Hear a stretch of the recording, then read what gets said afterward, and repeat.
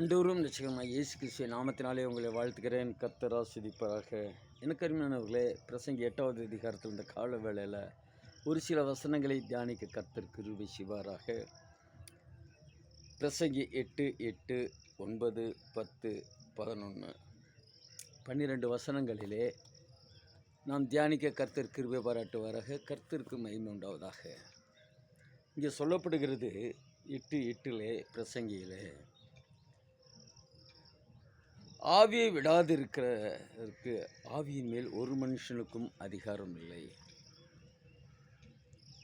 ஆவியை விடாதிருக்க ஒரு மனுஷனுக்கும் அதிகாரம் இல்லை என்று வேதம் சொல்லுகிறது. எனக்கு அருமையானவர்களே, கர்த்தர் நம்ம மகிமைக்காக கர்த்தர் நல்லவராகவே இருக்கிறார். ஸோ ஆவியை விட ஒரு மனுஷனுக்கு அதிகாரம் இல்லை. ஆவியை தடுக்க அல்லது பிசாசானவன் தான் ஆவியை விடுவதற்கு, தற்கொலை செய்வதற்கெல்லாம் தூண்டி கொண்டு இருக்கிறான். இங்கே பார்க்கிறோம், ஆவியை விடாதிருக்க ஆவியின் மேல் ஒரு மனுஷனுக்கு அதிகாரம் இல்லை, மரண நாளின் மேலும் அவனுக்கு அதிகாரம் இல்லை, அந்த போருக்கு நீங்கி போவதும் இல்லை, துன்மார்க்கரை துன்மார்க்கம் விடுவிக்கவும் மாட்டாது. துன்மார்க்கனை துன்மார்க்கம் அவன் செய்கிற துன்மார்க்கத்தனம் விடுவிக்காது என்று சொல்லப்படுகிறது. இவைகள் எல்லாவற்றையும் நான் பார்த்து சூரியனுக்கு கீழே செய்யப்படும் எல்லா கிரியையும் சிந்தித்தேன். ஒரு மனுஷன் தனக்கு கேடு உண்டாக வேறொரு மனுஷனை ஆளுகிற களமும் உண்டு. 10வது வசனம், பரிசுத்த ஸ்தலத்துக்கு போக்குவரவு செய்ய துன்மார்க்கர் அடக்கம் பண்ணப்பட்டதை கண்டேன். அவர்கள் அப்படி செய்து வந்த பட்டணத்தையே மறக்கப்பட்டு போனார்கள். இதுவும் ஆயே. பரிசுத்த ஸ்தலத்திற்கு இன்னைக்கு அநேகம் பேர் சபைக்கு துன்மார்க்கமாய் வருகிறார்கள். துன்மார்க்கத்தனத்தோடு கூட சபையில் வந்து கலந்து கொள்ளுகிறார்கள், சபையிலே அங்கமாக இருக்கிறார்கள். துன்மார்க்கத்தோடு, பாவத்தோட, அக்கிரமத்தோட, தேவனுக்கு பிரியமில்லாத காரியங்களை செய்து கொண்டு இருக்கிறார்கள். பரிசுத்த ஸ்தலத்துக்கு போக்குவரவு செய்த துன்மார்க்கர் அடக்கம் பண்ணப்பட்டதை கண்டேன். இன்னைக்கு அநேகருக்கு பயம் விட்டு போனது. துன்மார்க்கன் பரிசுத்த ஸ்தலத்திற்கு போக்குவரவு செய்த துன்மார்க்கன் அடக்கம் பண்ணப்பட்டானா.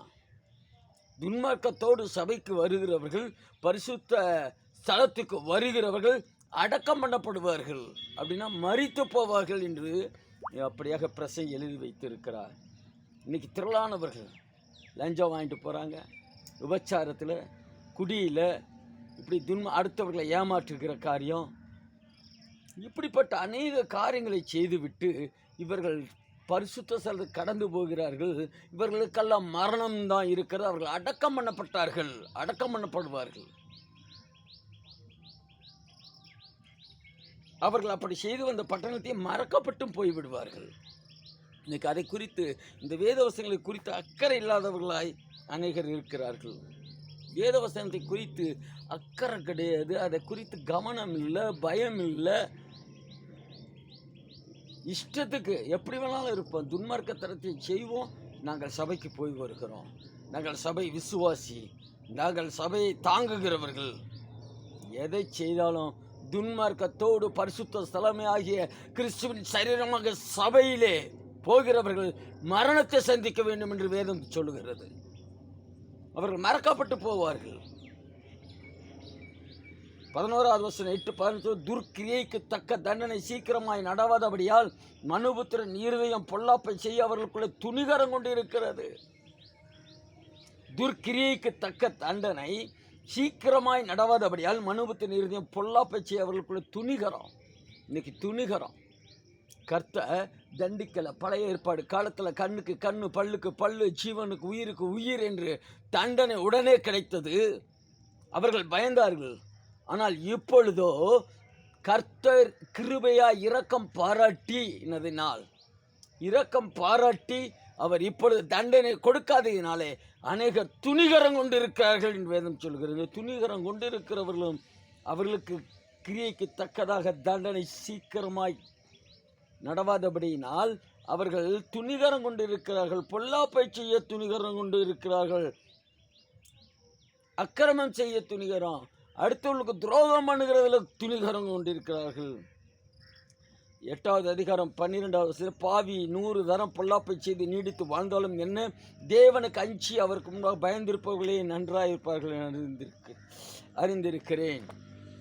பாவி 100 தரம் பொல்லாப்பு செய்து நீடித்து வாழ்ந்து என்ன பிரயோஜனம்?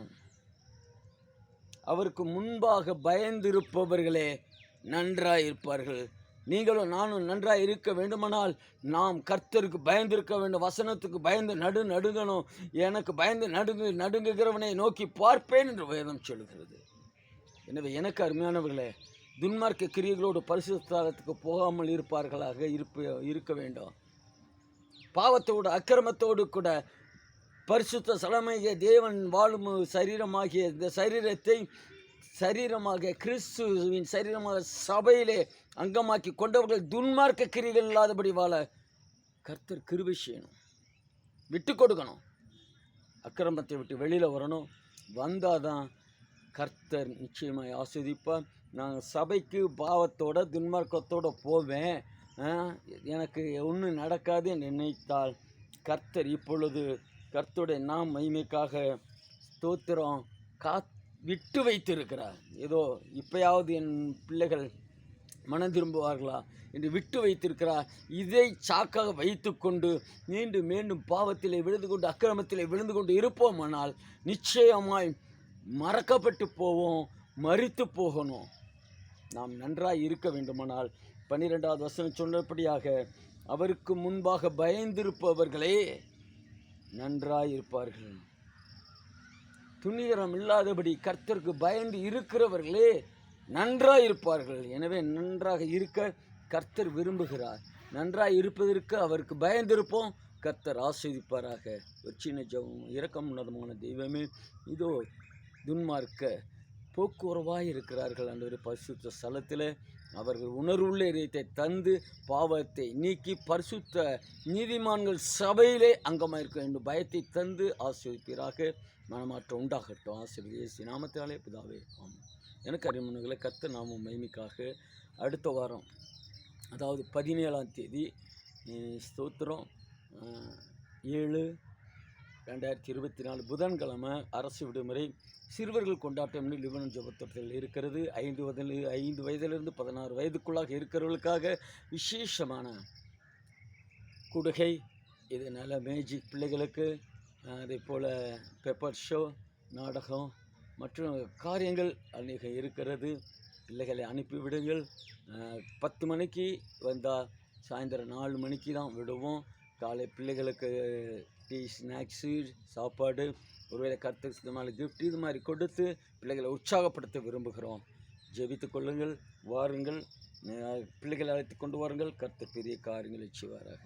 ஆமென்.